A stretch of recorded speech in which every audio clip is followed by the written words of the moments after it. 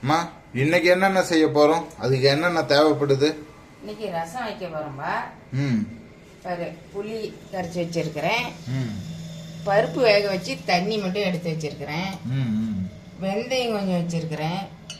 இது பெருங்காயத்தூள், சீரகம், ஒரு 3 தக்காளி, கருவேப்பிலை, பச்சை மிளகாய் 1 வச்சிருக்கிறேன், வரமிளகாய், பூண்டு உரிக்க தேவையில்ல, ரசத்துக்கு அப்படியே போட்டுக்கலாம், கொஞ்சம் கொத்தமல்லி கீரை.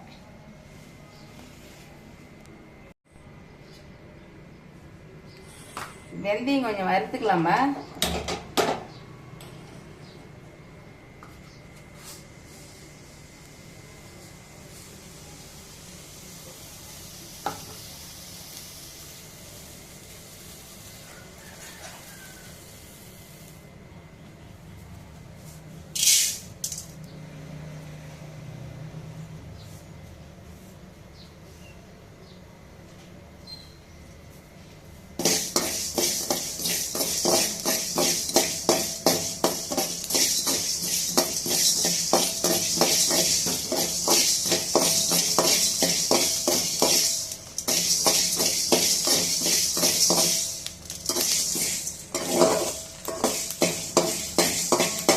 இதே கொஞ்சம் சீரகம் போட்டு வச்சுக்கலாம்.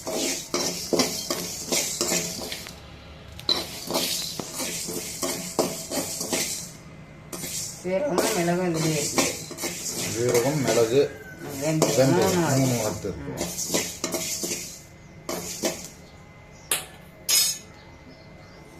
இது எடுத்து நல்லா ஆற வச்சு மிக்சி ஜாரில் போட்டு அரைச்சிக்கலாம்.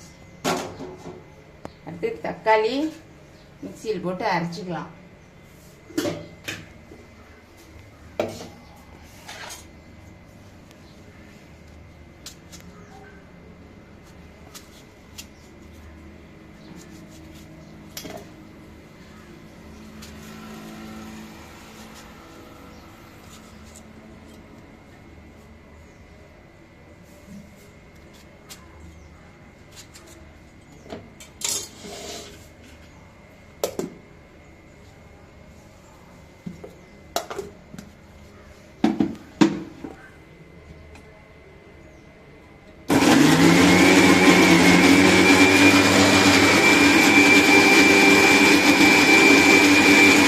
சீரகமும் அரைச்சிக்கிட்டோம் நல்லா தூளை இதில் கொஞ்சம் போட்டுக்கலாம்.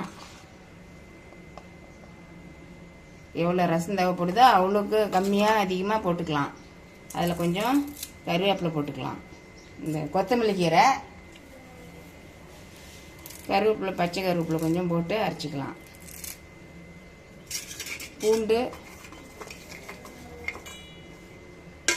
எல்லாத்தையும் சேர்த்து. இது வறுக்க தேவையில்லையா? அதான் வெந்தயமும் சீரகமும் அரைச்சிக்கிட்டோம். இல்லை, இந்த கருவேப்பிலை தழை, கொத்தமல்லி அதெல்லாம் வறுக்க தேவையில்ல, பச்சையாக போட்டால் தான் நல்லா இருக்கும். கருவேப்பிலை, கொத்தமல்லி தழை, பூண்டு இது வறுக்க தேவையில்ல.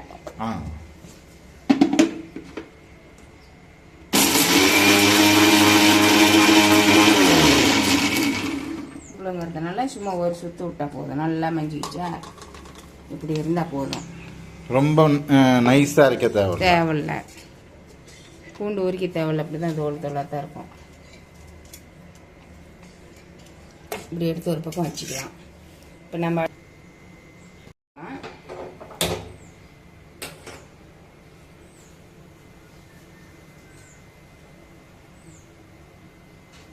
எண்ணெய் கொஞ்சம் ஊற்றிக்கலாம்.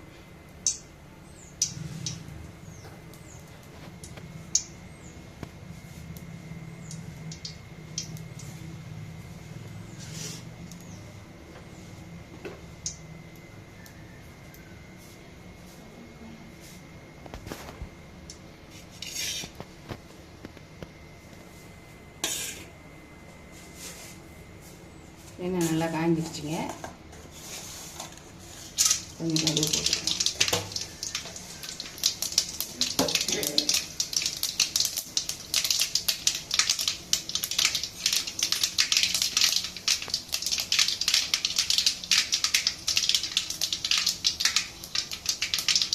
ஒரு பச்சை மிளகா 2ஆக கீறி வச்சுருக்கிறேன், அதை போட்டுக்கலாம்.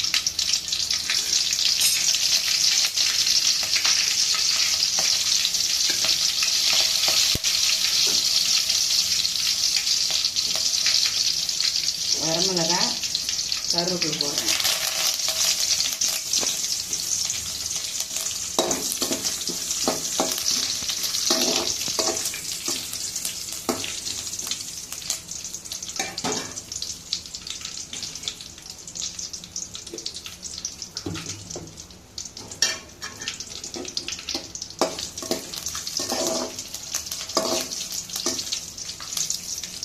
பச்சை மிளகா போட்டால் கொஞ்சம் நல்லா வாசமாக இருக்கும், அதுக்கோசரம் போடுறது. பச்சை மிளகா எல்லாமும் பண்ணிக்கலாம். ஏன்னா இந்த அல்சர் தொந்தரவு இருக்கிறவங்களாம் பச்சை மிளகா சாப்பிட மாட்டாங்க, அதனால பச்சை மிளகா எல்லாமும் போட்டுக்கலாம். இப்போ இந்த அரைச்சி வச்சுருக்கேன் பார்த்தியா, அதை இப்படி சும்மா போட்ட உடனே தக்காளி ஊற்றிக்கலாம். இது ரொம்ப நேரம் வதக்கக்கூடாது. வறுத்துட்டோம்ல, சீரகம் இதை வறுத்துட்டோம்ல, போட்டுக்கலாம். தக்காளி ஊற்றிட்டோம்.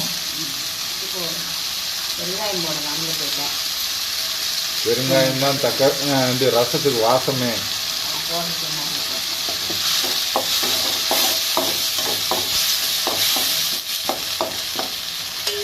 புளி கரைச்சி வச்சிருக்கிறேன்.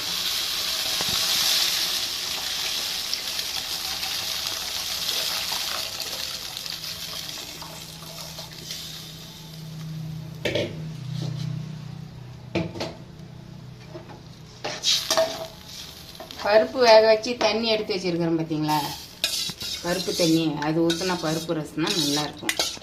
வெறும் பொடியில் வச்சா நல்லா இருக்காது. அப்படின்னு கொஞ்சம் ஊற்றிக்கலாம். உப்பு எவ்வளோ தேவைப்படுதோ அவ்வளோ போட்டுக்கலாம். அப்படி விட்டால் தண்ணி உப்பு கறிக்கும், இந்த புளி கறிக்கும். கொஞ்சம் தண்ணி ஊற்றிக்கலாம்.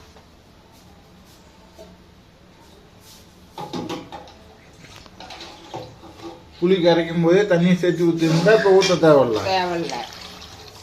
தக்காளி, இந்த பருப்பு தண்ணி, புளி கரைசல் எல்லாம் ஒட்டுக்கா கூட ஊற்றி இது பண்ணிக்கலாம், வச்சுக்கலாம்.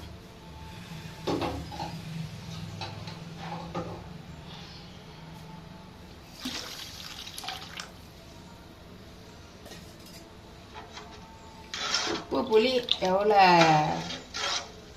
இது தேவைப்படுதோ அந்த அளவுக்கு தண்ணி ஊற்றி உப்பு போட்டு வச்சுக்கலாம். கண்டிப்பாக.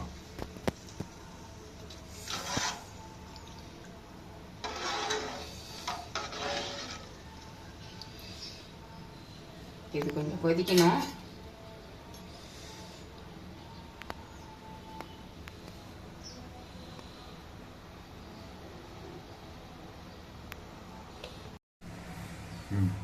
பார்த்தீங்களா, இந்தமாரி நிறைய வருது பார்த்தியா, இந்தமாரி வரணும். ஆனால் கொதி வரக்கூடாது. பார்த்தீங்களா, வருது பார்த்தியா.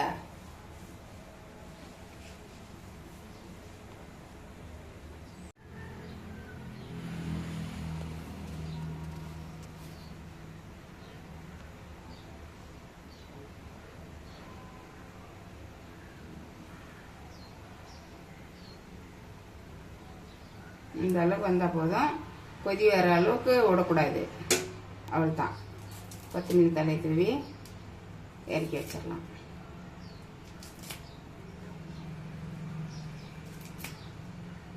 பருப்பு குழம்பு, பொரியல் எதுக்கு வேணாலும் இது ஊற்றி சாப்பிட்டுக்கலாம். கறி குழம்பு வச்சாலும் கொஞ்சம் ரசம் வச்சு சாப்பிட்றாங்க. இப்போ கறி குழம்பே வச்சாலும் கறி குழம்புல சாப்பிட்டு கடைசியாக ஜீரணமாகறதுக்காக ரசம்.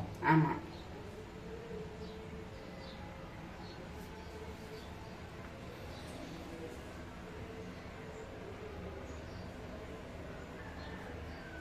இன்னைக்கு வச்சது பருப்பு ரசம் இல்லையா? இன்னொரு நாளைக்கு தக்காளி ரசம் வச்சு காட்டுறேன். ஒரு நாளைக்கு தக்காளி ரசம் வச்சு காட்டுங்க. ஒரு நாளைக்கு வெறும் புளியில மட்டும் ரசம் வச்சு காட்டுங்க.